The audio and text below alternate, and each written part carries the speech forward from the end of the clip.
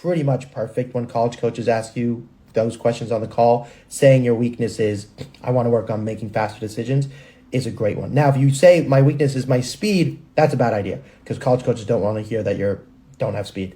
So I would use decision making when they ask you what your weakness is. Now, these are the questions they've proposed to you. What are your strengths and weaknesses?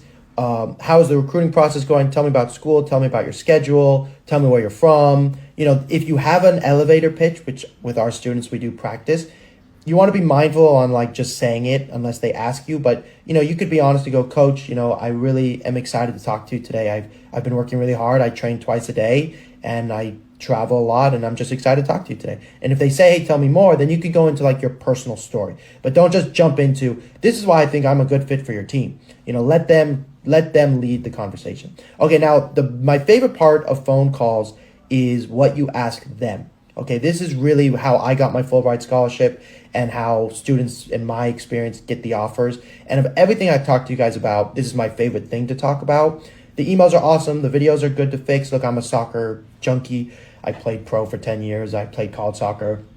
I played all growing up. So, of course, I love the video stuff and the email templates and things. But this is the human part that's really where you get your scholarships, in my opinion, in addition to being a good player. So, first of all, you want personal things. So ask about them. Why do they like X school? How did you get into coaching? What position did you play? Ask about them. Okay, they'll be like, wow, this is an adult. So that's number one. Number two, when the next questions are, I want it to be about the team. So you want to be like, what formation does your team normally play? I looked it up already. It looks like a 4-5-1. Could you tell me a little bit more about that?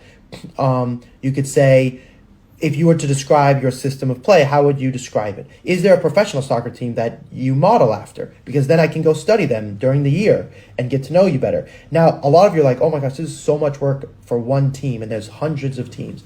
I don't want you to do this for every single team that has interest in you. You need to get the interest first, earn the right to play college soccer. Then once you've got the interest, you're going to get to pick which schools you want to spend this much time on. And that's really important. Okay, so now you've asked them, etc.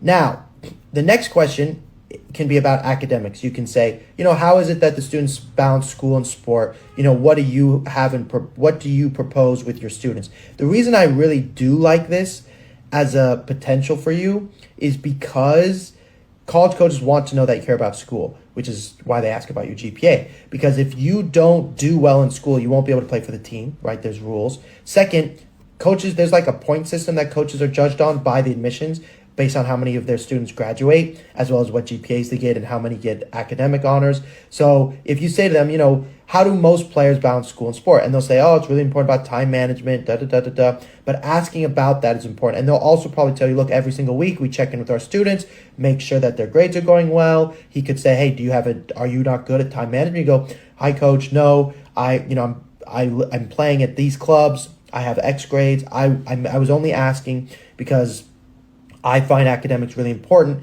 And as I'm picking my schools, I want to find a school that also finds academics important. And I'm really glad to hear that you have a plan in place for your students. These coaches don't expect you to know anything. So it's a good question to ask. Now, when it comes to scholarships, right? How much scholarship am I going to get? That's a second, third phone call. That's not going to happen on the first one. We'll get into negotiating scholarships in a minute in the next, a different video here, a different podcast rather. But these are the questions I want you to ask during this process.